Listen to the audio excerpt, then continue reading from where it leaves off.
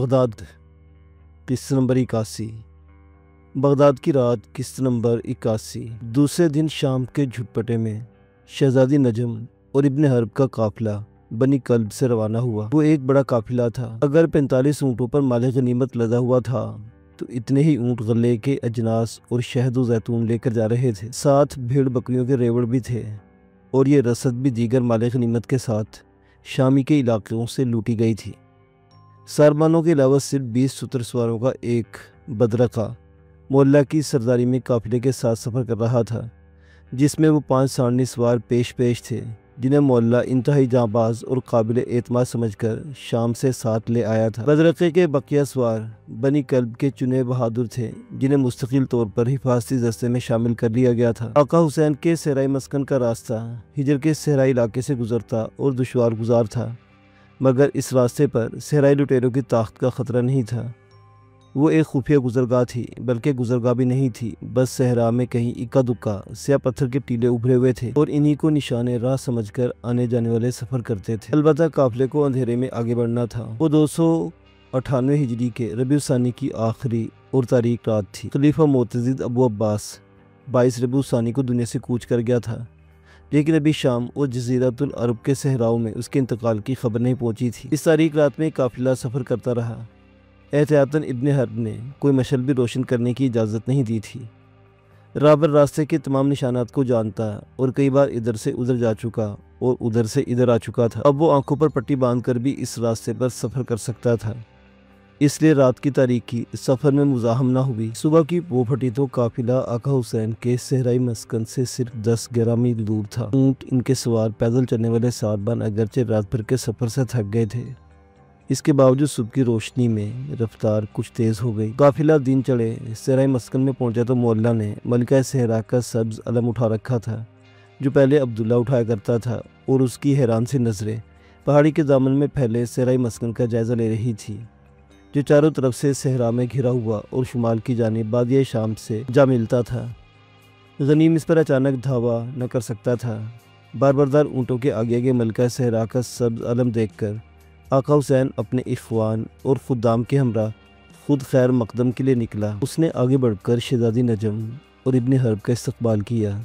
جب اسے پتہ چلا کہ اونٹ سامان رس اور مال غنیمت سے لدے ہوئے ہیں جو شام سے ہاتھ لگا ہے، تو انہیں آفرین کہی اور بتایا کہ امام ان کی کامیابی کے لیے دعا کرتے رہے ہیں، اور اتنی بڑی کامیابی انہی کی دعاؤں کا نتیجہ ہے۔ شام پر طاقت کے باعث صرف سامان خوراک اور مال غنیمت ہی ہاتھ نہیں آیا، بلکہ شامی فوج پر صحرا نشینوں کی طاقت کا سکہ بھی بیٹھ گیا تھا، اور عراق میں پیش آنے والی شکست کی کثرت میں کچھ کمی ہوئی تھی۔ اس کامیابی پر آقا حسین کے مسکن میں خوشی کے ڈنکے بجنے لگے۔ باہر اونٹوں سے سامان اترنے لگا، اور سبز پوش شیخ جماعہ مہمانوں کو لے کر امام بارگاہ میں داخل ہوا۔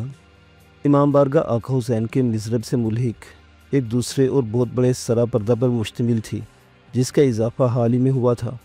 وہاں امام یحییٰ خلمتی صاحب الناقہ کی حرمیں اور کنیزیں رہتی تھیں۔ اوزۃ الملاقہ، جو کسی پارچاتی ایوان کا نقشہ پیش کرتا تھا، امام بارگاہ کہلاتا، اور اپنے اخوان، قبائلی سرداروں، داعیوں اور فدائیوں سے وہی ملاقات کرتا تھا۔ جو ہی شہزادی نجم اور ابن حرب امام بارگاہ میں داخل ہوئے، اہلاً و سہلاً مرحبا شور اٹھا۔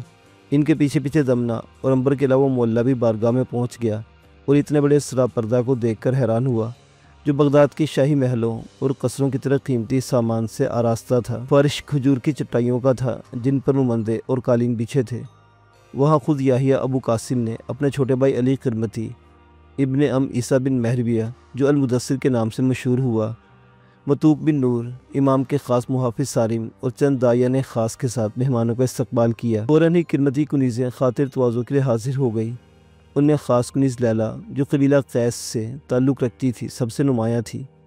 وہ نجم اللیل کے علاوہ اس کی دونوں کنیزوں سے بھی مل کر بہت خوش ہوئی، اور جب خاطر تواضع کا سلسلہ ختم ہوا تو خرمتی کنیزوں کے ساتھ دمنہ اور عنبر کو بھی سرا پردہ میں لے گئی، کیونکہ وہاں جو گفتگو ہونے والی تھی، اس میں ان کی موجودگی ضروری نہیں تھی۔ وہ اخوان خاص، داعیوں اور فدائیوں کی مجلس تھی، جس میں شام کے حالات پر غور کیا جانے والا تھا۔ شہزادی نجم اور ابن حرب کو اس مجلس میں نمایاں حیثیت دی گئی، جو شام کے معاملات سے براہ راست تعلق رکھتے تھے۔ مولا ان کے بدرقے کا سالار تھا، جس کی بعض خدمات سے یحییٰ خرمتی کو پہلے ہی آگاہ کر دیا گیا، اور انہی خدمات کی بنا پر اس کی خصوصی بیعت لی گئی تھی۔ اب شہزادی نجم نے شام پر کیے جانے والے دعوے کے حالات بیان کیے تو مولا کی اعلیٰ کارکردگی اور جانبازی کا نمایاں ذکر کیا، اور یہ بھی بتایا کہ وہ امام کے علاوہ جماعت سے بھی گہری عقیدت رکھتا اور سمجھتا ہے کہ اب اس کا جو کچھ ہے سب جماعت کے لیے ہے۔ یحییٰ قرمطی کے ساتھ تمام حاضرین مجلس بھی اس کے جذبہ عقیدت سے خوش ہوئے، اور شہزادی بتانے لگی، سیدنا ملکہ صحرا کی حیثیت سے مولا ہمارے ساتھ بھی عبودیت کا تعلق رکھتا ہے اور ہماری اطاعت و غلامی پر فخر کرتا ہے۔ یہی وجہ ہے کہ ہم نے اسے اپنا غلام بنا لیا، اور یہ واحد آدمی ہے جسے ہم نے یہ اعزاز دیا ہے۔ ابن حرب نے نہ صرف شہزادی نجم کے بیان کی تائید کی بلکہ بتایا کہ وہ اس اعزاز کا بجا طور پر مستحق ہے۔ اسے شترسوار دستوں کی قیادت کرنے اور حریف کو مار بھگانے کا گر آتا ہے، اور صحرائی لشکروں کی غالب اکثریت شتر سواروں پر مشتمل ہے، اس لیے شہزادی نجم نے مولا کو اپنی خدمت اور غلامی میں لے لیا ہے۔ اسلامی حکومتوں میں غلاموں کو بڑی اہمیت حاصل تھی۔ بیشتر حکمران معتمد غلاموں کو لشکر کی سپہ سالاری سونپتے بلکہ وزارت اور حکومت میں شامل کرتے تھے۔ خلیفہ معتضد کے غلام بدر کے سامنے تو وزیر مشیر شہزادے بھی کوئی حیثیت نہیں رکھتے تھے، اور خلیفہ اس سے مشورہ کیے بغیر کوئی کام نہیں کرتا تھا۔ یحییٰ قرمطی نے مولا کو پسندیدہ نظروں سے دیکھا اور کہا، جو اطاعت اور بندگی کرتا ہے اس کے لیے درجات ہیں۔ مولا نے دو زانو ہو کر امام کو تعظیم دی۔ اسی طرح شہزادی کے لائق اعتماد غلام ہونے کی حیثیت سے اسے خاص مجلس میں شرکت کا حق حاصل ہو گیا، اور یحییٰ ابو القاسم نے اس کی حیثیت تسلیم کر لی۔ ابن حرب نے اس کی فوجی ضرورت بیان کی تھی۔ کرامتہ نہ صرف خلافت عباسیہ کے خلاف خروج و بغاوت کا آغاز کر چکے بلکہ شام کے تلونی علاقوں پر بھی نظر ڈال رہے تھے۔ عراق ہو یا شام، انہیں کہیں نہ کہیں اپنے قدم جمانے کے لیے جگہ کی ضرورت تھی۔ صحرا نشین اونٹ کو عزیز رکھتے اور اسے جنگوں میں استعمال کرتے تھے۔ قرمطی لشکروں میں شتر سواروں کی اکثریت تھی، اور ان کی فوجی تربیت اور قیادت کے لیے مولا جیسے تجربہ کار افسر کی ضرورت تھی جس نے ہر میدان میں خود کو قابل اعتماد ثابت کر دیا تھا۔ شام پر دھاوا، سرحدی علاقوں کی طاقت و تاراجگی اور دمشق کا محاصرہ صحرا نشینوں کی ایک جنگی مشق تھی جس کی کامیابی نے شام کی طرف پیش قدمی کے راستے کھول دیے تھے۔ اہل مجلس نے شہزادی نجم کی زبانی اس یلغار کا حال سن لیا تھا جو بظاہر حاکم شام طفج بن جف کو تھوڑا سا سبق سکھانے کے لیے کی گئی تھی، مگر اس کے غیر معمولی نتائج برآمد ہوئے تھے۔ یحییٰ قرمطی ابو القاسم نے نجم اللیل اور ابن حرب کی کامیاب طاقت پر خراج تحسین پیش کیا اور کہنے لگا، ہم نے عباسیوں کے خلاف بنی طولون کی طرف کئی بار دوستی کا ہاتھ بڑھایا مگر ہماری دوستی قبول نہ کی گئی۔ سب سے پہلے خماروی ابو جیش نے ہمارے شیخ الجماعہ کا پیغام مسترد کر دیا اور شہزادی قطن الرضا کے علاوہ سالانہ خراج دینا منظور کر کے خلیفہ سے دوستی کر لی۔ یہی کمزوری بنی طولون کے لیے ایک مصیبت کا پیغام لے کر آئی۔ خمارویہ کے بعد ہم نے اس کے نوجوان فرزند ہارون کی طرف شہزادی نجم اللیل اور ابن حرب کو اپنا سفیر بنا کر بھیجا، اور سلیمان بن عامر نے عریش کی کارواں سرائے میں ان کی ملاقات کا اہتمام کیا۔ لیکن ہارون بن خمارویہ نے بھی وہی غلطی کی جو قبل ازیں مرحوم سلطان کر چکا تھا۔ اس نے جماعت کی دوستی مسترد کر دی اور خلیفہ کے ساتھ معاہدہ دوستی قائم رکھا، جس کے نتیجے میں بنی طولون کو کنسرین اور عواسم جیسے علاقوں سے دستبردار ہونا پڑا بلکہ خراج بھی دینا پڑا۔ بنی طولون اپنی فاش غلطیوں کی وجہ سے کسی ہمدردی کے مستحق نہیں رہے۔ طفج بن جف نے اپنی گستاخی کا خمیازہ بھگت لیا اور ابھی مزید بھگتے گا۔ جب شہزادی نجم کو شام پر حملے کی اجازت دی گئی تو مقصد یہ تھا کہ ہم شام کی طرف جانے والے راستوں کو دیکھ لیں، اور وہ راستے نے دیکھ لیے۔ شامی فوج کی کمزوریاں بھانپ لی۔ اب ہم بہت جلد پوری قوت کے ساتھ شام پر حملہ کریں گے اور دمشق سے لے کر حلب تک کا علاقہ مصر سے کاٹ دیں گے تاکہ عباسی لشکر جنوب کی طرف پیش قدمی کرنا چاہتے ہیں آگے نہ بڑھ سکے۔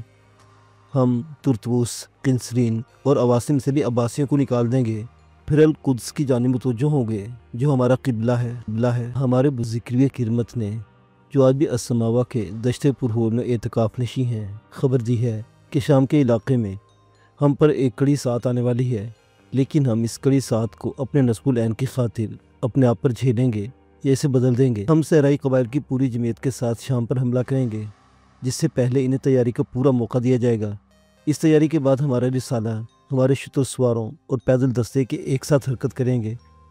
ہم العیادات انفاریہ یعنی کہ آگ برسانے والے ہتھیار ساتھ لے کر چلیں گے اور پہلے ہی حملے میں دمشق پر قبضہ کر لیں گے۔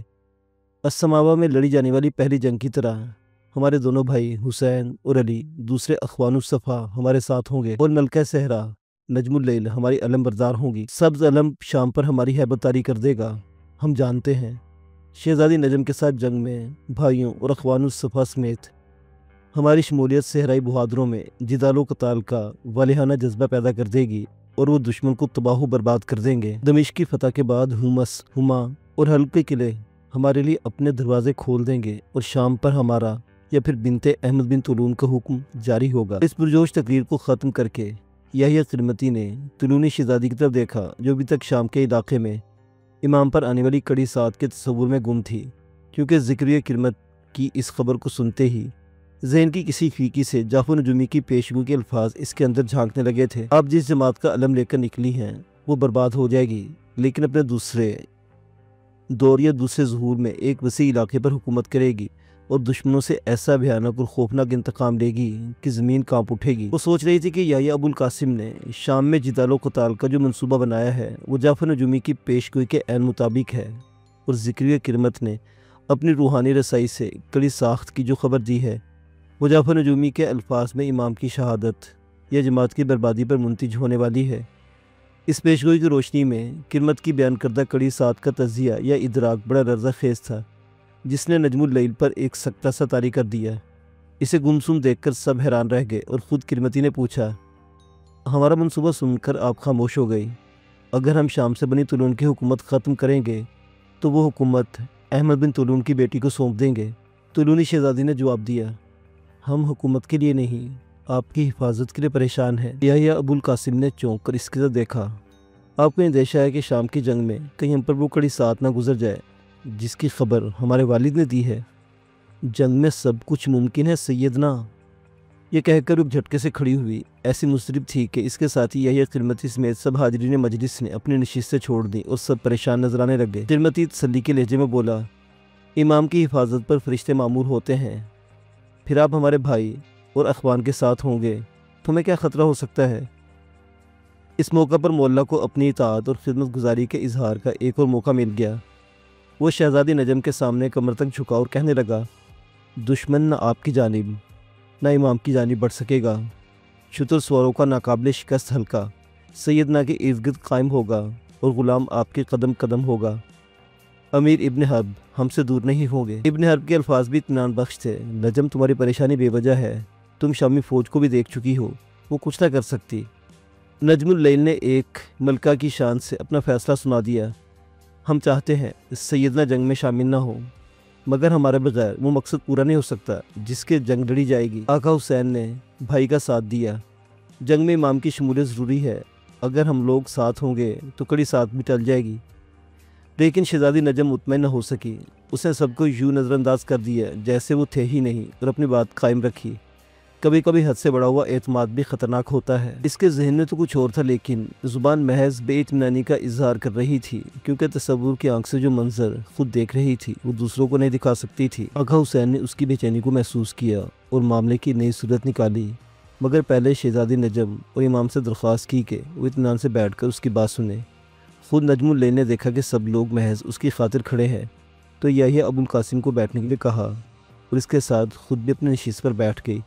ان کے ساتھ دوسرے لوگ بھی بیٹھ چکے تو آقا حسین کہنے لگا، مصر و شام کے معاملے سے ہمارے خاص تائی سلیمان بن عامر کا گہرا تعلق ہے، مگر حملے کے منصوبے میں اس سے مشورہ نہیں لیا جا سکا، وہ اس وقت یہاں موجود نہیں، پھر بھی اس کی رائے لینا ضروری ہے۔ سب نے اس تجویز کو پسند کیا اور یحییٰ ابو القاسم نے حکم دیا، ایک تیز رفتار قاصد آج ہی بلکہ اسی وقت عریش کی طرف روانہ کر دیا جائے جو سلیمان کو اپنے ساتھ ہی لیتا آئے۔ اس کے آنے میں چند یوم لگ جائیں گے، لیکن ہم چاہتے ہیں شام کے بارے میں قطعی فیصلہ کر لیا جائے، ہم اس کا انتظار کریں گے، اور اس عرصے میں شہزادی نجم اللیل اور ابن حرب اپنے بدرقے سمیت ہمارے مہمان رہیں گے۔ سلیمان بن عامر کا ہوشیار ذہن عجوبہ باتیں سوچنے، حیرت انگیز منصوبے تیار کرنے اور انہیں پایہ تکمیل تک پہنچانے میں ایک خاص ملکہ رکھتا تھا۔ ضروری تھا کہ شام پر فیصلہ کن حملہ کرنے سے پہلے اس کی رائے معلوم کر لی جائے، چنانچہ اجلاس اس کی آمد تک ملتوی کر دیا گیا۔ ایک تیز رفتار قاصد کو عریش تک جانے اور واپس آنے میں 8-9 یوم درکار تھے اور مہمانوں کو یہ ایام وہیں گزارنا تھے۔ آقا حسین نے ایک سارنی سوار عریش کی جانب دوڑا دیا اور اسے تاکید کی کہ دن رات سفر جاری رکھے۔ آقا حسین کے سرائے مسکن میں وہ دن بڑا اہم تھا۔ اسی دن شہزادی نجم اور ابن حرب اپنی کامیابی کی نوید کے ساتھ مال غنیمت اور سامان رزق کا ایک بڑا قافلہ لے کر آئے تھے۔ اسی دن کی شام کو آسمان پر جمادی الاول کا چاند نظر آ گیا۔ صحرا کی دنیا میں روئتے ہلال پر خوشی کا اظہار کیا جاتا تھا۔ सहराई मस्कन में नए महीने का ऐलान नक्कारे की चोट से किया गया। रोहित हिलाल के बाद आका हुसैन ने अपने चंद खुद्दाम के हमराह इब्न हर्ब को पहली बार सहराई बस्ती में ले गया, जहाँ सहरानशीं उसे देखने और मिलने के मुश्ताक थे। और शाम को शहजादी नजमुल लैल अपने गुलाम मोल्ला के साथ एक बार फिर इमाम बारगाह में दाखिल हुई, लेकिन इस मरतबा यह किरमती अपनी इमाम बारगाह में तन्हा था। तन्हाई की इस मुलाकात में शहजादी ने इमाम को तजवीज़ से आगाह किया। इसने सरदार नुमान की बेटी फाकिहा और मोल्ला के बारे में सोची थी। इसने बताया, इब्न हर्ब की यही ख्वाहिश है कि दोनों का अक़्द हो जाए। यह अबुल कासिम पर एक हैरत से गुजर गई और इसने महसूस किया कि तुरूनी शहजादी अपने ग़ुलाम पर ख़ास मेहरबानी करना चाहती है। कबायली सरदारों में बनी कल्ब के सरदार नुमान की हैसियत सबसे नुमायाँ थी और उसकी खूबसूरत लड़की उन लड़कियों में शुमार होती थी जो किसी हुक्मरान, किसी बड़े शेख या किसी बड़े सरदार के हरम को रौनक बख्शती और बड़े घरों की जीनत समझी जाती थी।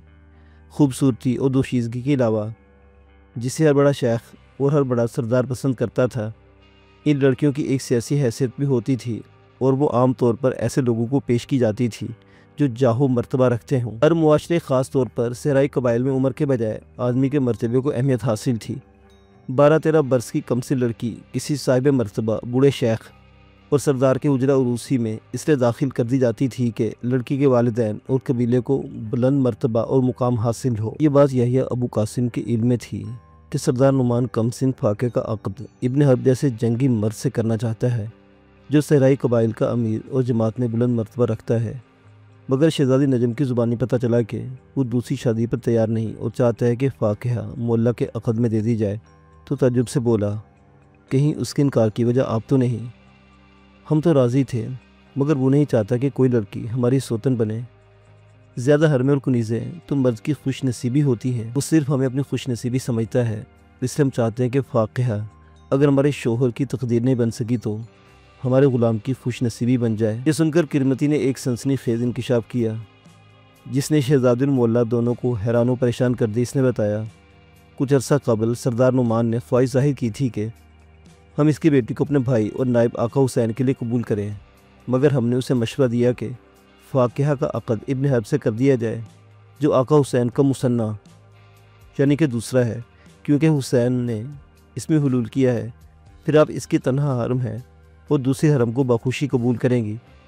नुमान इस बात पर बेहद खुश था कि इब्न हर्ब के साथ रिश्ता करके आपके कुछ और भी करीब हो जाएगा, मगर आप बता रही है कि इसने इस रिश्ते से इनकार कर दिया है।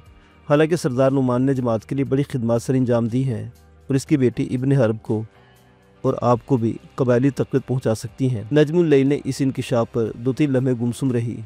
फाकिहा के मामले का एक नया पहलू सामने आया था। अचानक इसने सर उठाकर कहने लगी, सैयदना, हम मोल्ला की खिदमत का जिक्र कर चुके हैं।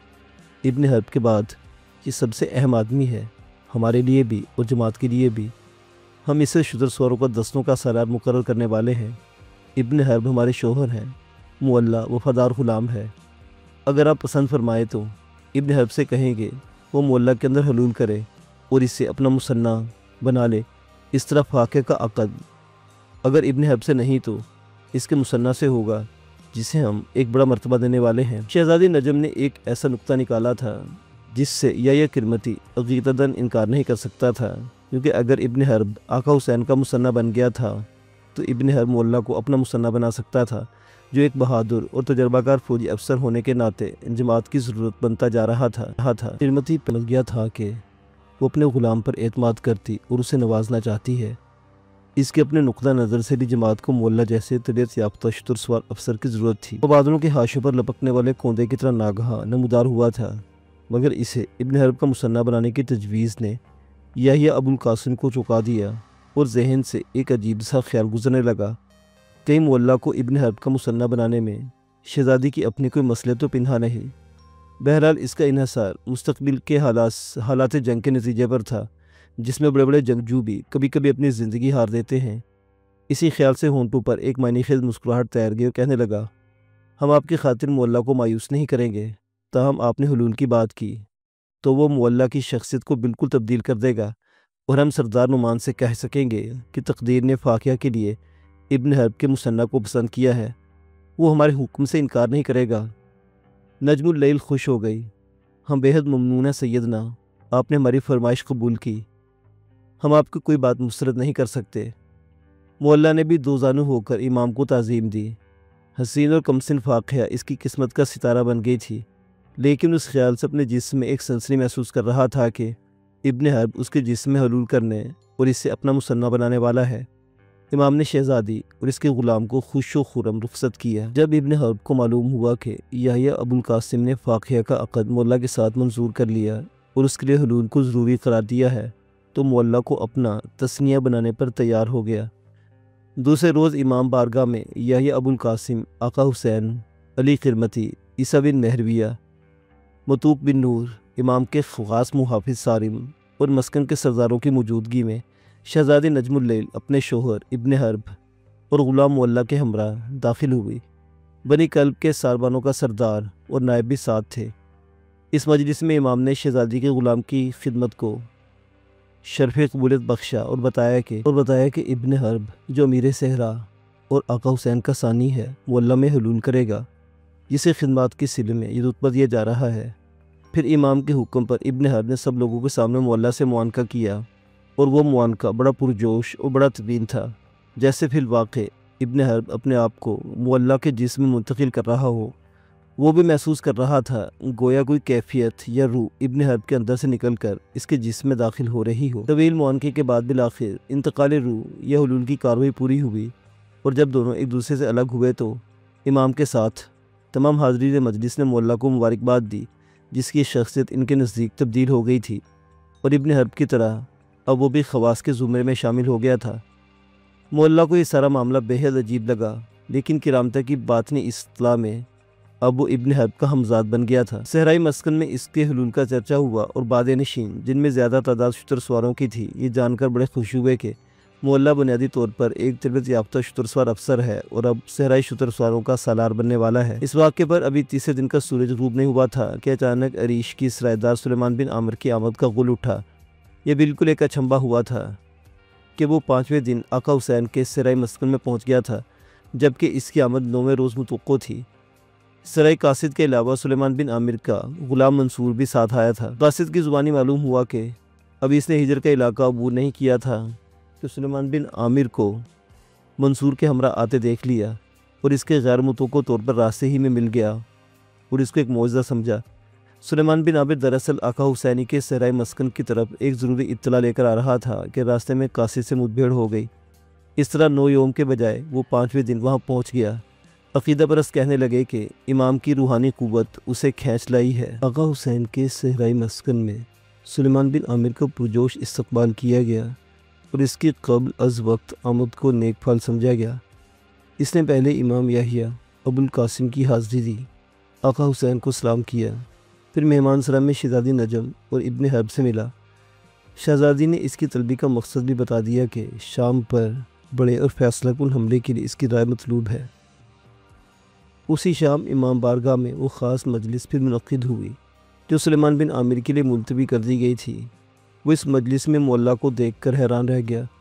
خود مولا بھی اس سے آنکھیں چار کرتے ہوئے ہچکچا بلکہ گھبرا سا رہا تھا۔ عریش کی کارواں سرائے میں وہ سردار مالک اور ایک ساتھی سمیت ابن حرب کو ہلاک کرنے کی سازش میں گرفتار ہوا اور فسطاط کے سفر کا مقصد ظاہر کر دینے پر رہا کر دیا گیا تھا۔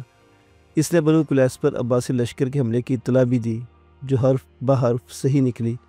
سلیمان یہ بھی سن چکا تھا کہ بنی کلب میں پہنچ کر جیسے بطور مہمان ٹھہرایا گیا تھا، اس کے اندر ایک اہم تبدیلی رونما ہوئی اور دربار دمشق میں شہزادی نجم اللیل کے ایلچی کی حیثیت سے خدمت انجام دینے کے بعد وہ جماعت میں شامل کر لیا گیا تھا۔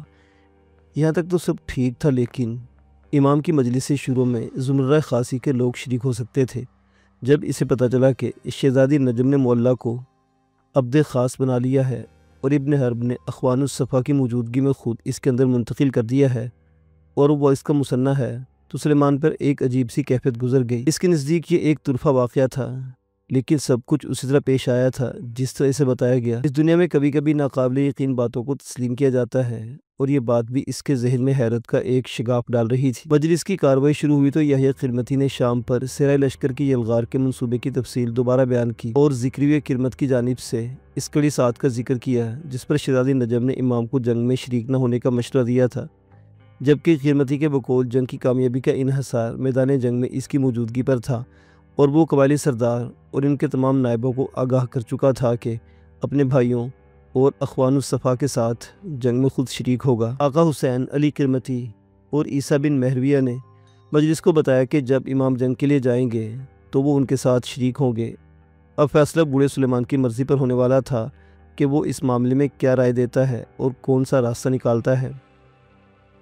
فلسطینی سرائے دار کو جو کچھ کہنا تھا وہ غالباً اس نے پہلے ہی سوچ لیا تھا۔ پھر فیصلہ کن انداز میں کہنے لگا، امام نے جو کہا ہے کہ جنگ میں کامیابی کا انحصار میدان جنگ میں ان کی موجودگی پر ہے تو بالکل درست ہے۔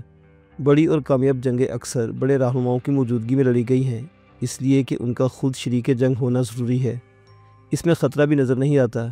وہ مصری سپاہ جو شامی فوج کی مدد کے دمشق بھیجی گئی تھی واپس چلی گئی ہے اور شاید دوبارہ تفج بن جوف کی کومک کے لیے آ سکے، کیونکہ طلوع لشکروں میں بے اطمینانی پائی جاتی ہے اور فوج دو حصوں میں تقسیم ہو چکی ہے۔ اس صورت میں کوئی بھی حکمران اپنے وفادار فوج کو دارالحکومت سے باہر بھیج نہیں سکتا۔ یہی اہم اطلاع پہنچانے کے لیے خود عریش سے روانہ ہوا تھا۔ امام جنگ میں شریک ہونا صحرائی بہادروں کی ہمت بڑھانے اور کامیابی حاصل کرنے کا ذریعہ ہوگا۔ البتہ قرمت نے کڑی ساعت کی خبر دی ہے تو اسے بھی نظر انداز نہیں کیا جا سکتا۔ کبھی کبھی فتح کی تحریر فاتح کے اپنے خون سے لکھی جاتی ہے اور جنگ میں اس کا بھی بہت نقصان ہوتا ہے۔ بڑے بڑے نامی گرامی آدمی مارے جاتے ہیں۔ اس اندیشے کے پیش نظر امام کے بھائیوں اور خاص طور سے آقا حسین کا ان کے ساتھ جنگ میں جانا مناسب نہیں ہوگا۔ وہ شیخ الجماعہ اور نائب امام ہے۔ امام اور نائب امام کا بیک وقت ایک خطرے کا سامنا کرنا مصلحت اور اصول سیاست کے خلاف ہے۔ میری رائے میں صرف امام لشکروں کا جوش بڑھانے کے لیے جنگ میں شریک ہوں، لیکن سیدی حسین کو اپنے عیسیٰ بن مہرویہ اور مطوب بن نور کے ساتھ صحرائی مسکن ہی میں قیام کرنا چاہیے، اس لیے کہ نائب اپنے امام کا ظہور ثانی ہوتا اور مشکل وقت میں لوگوں کی رہنمائی کرتا ہے۔ تو یہ ہے میری رائے اور یہ ہے میرا مشورہ۔ بے شک بعض فیصلے قسمت پر چھوڑ دیے جاتے ہیں کہ جو ہوگا دیکھا جائے گا، لیکن یہ فیصلہ صرف قسمت پر چھوڑنے والا نہیں۔ انسان کو عقل اس لیے دی گئی ہے کہ وہ اس کی روشنی میں خود فیصلے کرے، اور انسان کے اپنے فیصلے ہی اس کی ناکامی اور کامیابی کی راہیں ہموار کرتے ہیں۔ یہ کہہ کر سلیمان بن عامر خاموش ہو گیا اور تمام حاضرین مجلس محسوس کرنے لگے کہ اس کی رائے کی حکمت میں وہ روشنی ہے جو رستوں پر بکھر جاتی ہے اور مسافر اس سے رہنمائی حاصل کرتے ہیں۔ اس روشنی میں انہیں ایک راستہ نظر آ گیا تھا۔ یحییٰ قرمتی نے اس کی رائے سے اتفاق کیا کہ آقا حسین کو جنگ میں شریک نہیں ہونا چاہیے۔ وہ نائب امام یا ظہور ثانی ہے اور اس کا امام کے ساتھ میدان جنگ میں جانا مصلحت اور سیاست کے خلاف ہے۔ ظہور دو لفظ جو فلسطینی سرائے دار نے نائب امام یا آقا حسین کے لیے استعمال کیے تھے، شہزادی نجم اللیل کے ذہن میں شعاع نور بن کر بکھر گئے اور وہ اس کی روشنی میں جعفر نجومی کی پیش گوئی پر غور کرنے لگی کہ جماعت اپنے دوسرے دور یا دوسرے ظہور میں ایک وسیع علاقے پر حکومت کرے گی۔ گویا وہ حکومت آقا حسین کے دور میں قائم ہونے والی تھی، مگر دوسرے ظہور سے قبل جماعت پر آنے والی تباہی کو نجم نے اس کڑی ساز سے تعبیر کیا جو شام کی جنگ میں جماعت یا پھر یحییٰ قرمتی پر گزرنے والی تھی، اور جو کچھ ہونے والا تھا وہ بہرحال جعفر کے علم نجوم اور قرمت کی روحانی رسائی کے مطابق تقدیر کا ایک لکھا ہوا فیصلہ تھا جو تبدیل نہیں ہو سکتا تھا، اور وہ فیصلہ تکلیف دہ تھا۔ نہ جانے امام کے ساتھ کڑی ساتھ اور کن کن لوگوں پر گزرنے والی تھی، تاہم اس آنے کے بعد جماعت کا دوسرا ظہور اطمینان بخش تھا۔ اس اثنا میں جب وہ پیش آنے والی کڑی ساتھ اور ظہور ثانی کے گورکھ دندے میں الجھی ہوئی تھی، یحییٰ قرمتی نے اپنا فیصلہ سنا دیا کہ وہ 290 ہجری کے آغاز ہی میں شام پر بڑا حملہ کرنا چاہتا ہے۔ اس سے شہزادی نجم اور ابن حرب کو چاہیے کہ وہ یہاں سے واپس جاتے ہی صحرا کا دورہ کریں، قبائلی سرداروں اور ان کے نائبوں کو بڑی جنگ کی دعوت دیں، جس کے نتیجے میں بڑی غنیمت ہاتھ آئے گی، اور شہزادی نجم اپنے غلام کو، جب اس کے شوہر ابن حرب کا مثنیٰ ہے، شتر سوار دستوں کا سالار مقرر کرنا چاہتی ہے تو مقرر کر دے، تاکہ وہ انہیں حملے اور جنگ کی مناسب تربیت دے سکے۔ نیا سال شروع ہونے میں تقریباً 8 ماہ باقی ہیں۔ اس عرصے میں جنگ کی پوری تیاری کر لینا چاہیے۔ صحرا کا انقلاب شام کے قلعوں سے ٹکرانے والا ہے اور کرامتہ کے لیے ان قلعوں کے دروازے توڑے جائیں گے۔ اس فیصلے کے ساتھ ہی مجلس ختم ہو گئی۔ اب شہزادی نجم اور ابن حرب کو اپنے بدرقے کے ہمراہ جلد بنی قلب میں پہنچنا اور وہاں سے صحرائی قبائل کی طرف روانہ ہونا تھا تاکہ انہیں ایک بڑی جنگ کے لیے تیار کر سکیں۔ شہزادی نے وہیں اعلان کر دیا کہ اس کا غلام معلّہ جنگ میں ابن حرب کا نائب اور شتر سوار دستوں کا سپہ سالار ہوگا۔ جب وہ امام بارگاہ سے نکلی، اس نے امام سے سردار نعمان کے لیے بھی ایک نامہ حاصل کر لیا تاکہ وہ فاقہہ کو معلّہ کے عقد میں دے دے، جو ابن حرب کا مثنیٰ، اس کا نائب اور شہزادی نجم کا عبد خاص ہے۔ دوسرے روز صبح کاذب کے اندھیرے میں شہزادی کا قافلہ بنی کلب کی جانب روانہ ہو گیا۔